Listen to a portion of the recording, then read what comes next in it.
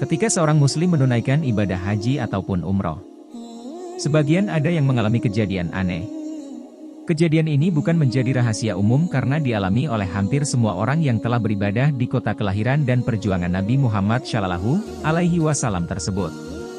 Alhasil, banyak yang beranggapan bahwa apa yang dialami oleh seseorang ketika menunaikan ibadah di tanah suci merupakan balasan atas amal yang diperbuatnya di tanah air.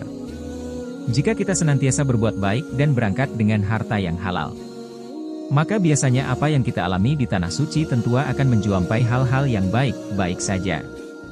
Namun kisah lainnya, seperti dituturkan seorang pembimbing travel umroh di Jakarta. Salah satu jamaahnya mengalami kejadian yang bisa dibilang langka, baik di Makkah Al-Mukarramah maupun di Madinah Al-Munawwarah, atau di tempat pelaksanaan ritual umroh lainnya. Aurat sang muslimah senantiasa terbuka begitu saja. Bahkan ia mengalami bingung, sebab tak ada angin yang menyingkap pakaiannya, ataupun penyebab lainnya. Karenanya, di sepanjang menjalankan ibadah sunnah itu, muslimah hanya bisa meminta ampun kepada Allah Ta'ala atas kesalahan yang mungkin tak disadarinya.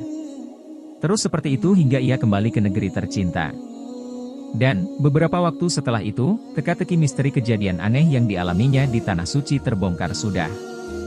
Sebab, berdasarkan penuturan pembimbing umroh itu, keluarga yang membiayai saya umroh ditangkap polisi. Rupanya, uang yang digunakan untuk membiayai umroh sang muslimah berasal dari sumber yang tidak halal, yakni dengan cara menipu. Sering kita mendengar cerita bahwa banyak sekali jamaah haji atau jamaah umroh yang mengalami pembalasan atas perbuatan buruknya, atau perbuatan baiknya, kala di tanah air. Contohnya ada orang yang waktu di tanah air suka menghujat orang, tahu-tahu di tanah suci mulutnya jadi mencong-mencong. Kisah nyata ada orang yang mendadak gila dan selalu menghitung batu dengan bilang bahwa itu uang. Sebab dia di tanah air adalah seorang rentenir. Alkisah ada orang yang tidak bisa melihat Ka'bah padahal dia sedang di area madhaf, tempat tawaf. Kisah nyata tentang orang yang selalu tersandung setiap jalan dan bilang kok banyak batu padahal dia sedang di Masjidil Haram, dan sebagainya.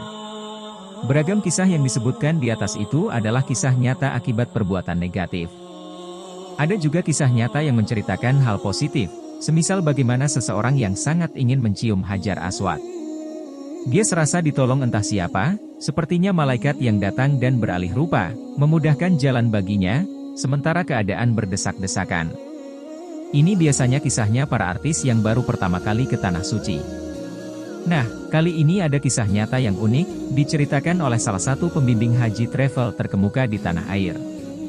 Tentang seorang pria yang akhirnya benar-benar taubat setelah kepalanya terjebak dalam rok seorang wanita di depan Ka'bah. Banyak sekali dosa-dosa yang telah ia lakukan selama ini. Selain suka main dengan wanita nakal, pria ini ternyata juga menjadi seorang pejabat yang zalim di daerahnya. Saat sedang berhaji di Makkah dia sangat menyesali segala perbuatan buruknya. Dia niat bertaubat sungguh-sungguh dan ingin mengembalikan hak rakyat yang dia ambil. Ketika di depan Ka'bah, dia meratap-ratap pilu, menangis, dan bersujud lama. Segala rupa macam doa dia baca dan dia rapal. Namun ketika bangun dari sujudnya, mendadak dunia berubah. Jadi gelap, pengap, dan bau. Bukan main takutnya sang koruptor tadi. Makin kencanglah tangisnya dan semakin takut dia. Berjuta-juta sesal keluar dari seluruh hatinya. Sujud makin panjang. Dan setelah merasa lama dan hatinya lega dengan tangisan, dengan agak takut dia bangkit kembali.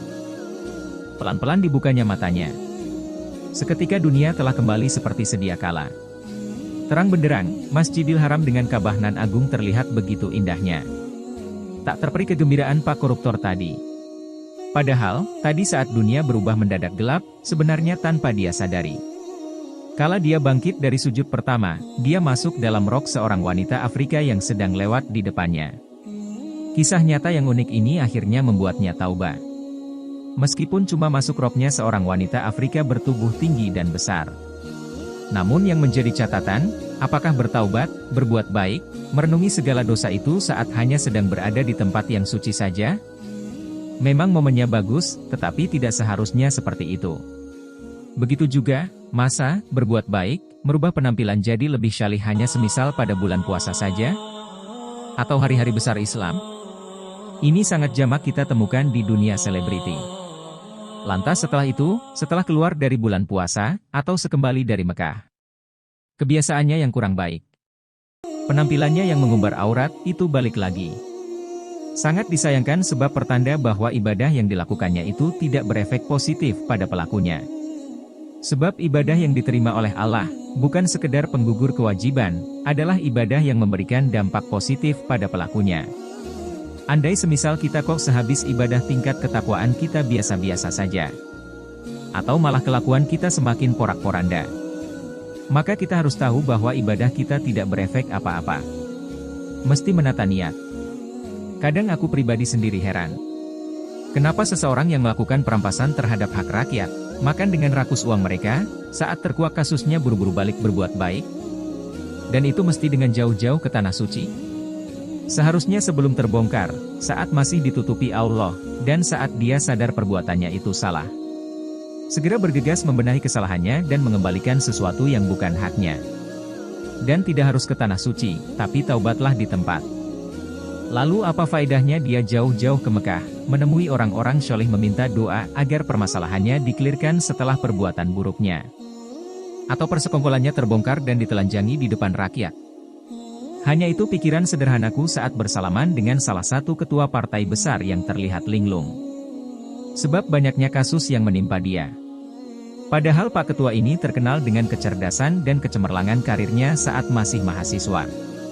Apa entah karena keluguannya di dunia politik sehingga dimanfaatkan oleh teman-temannya, atau memang karena kerakusannya. Satu pelajaran juga, bukti bahwa latar belakang seseorang yang sangat berkesan religius tidak selalu menjamin bahwa dia akan baik, selama tidak ada perlindungan Allah di sana. Sebab apapun keadaan kita, perhitungan adalah tetap pada bagaimana akhir kita nanti. Bukan pada kita ini siapa, dari keluarga apa, belajarnya apa, kontribusinya apa. Tapi pada akhir yang baik, husnul hatimah, atau sebaliknya, naudzubillah min dzalik.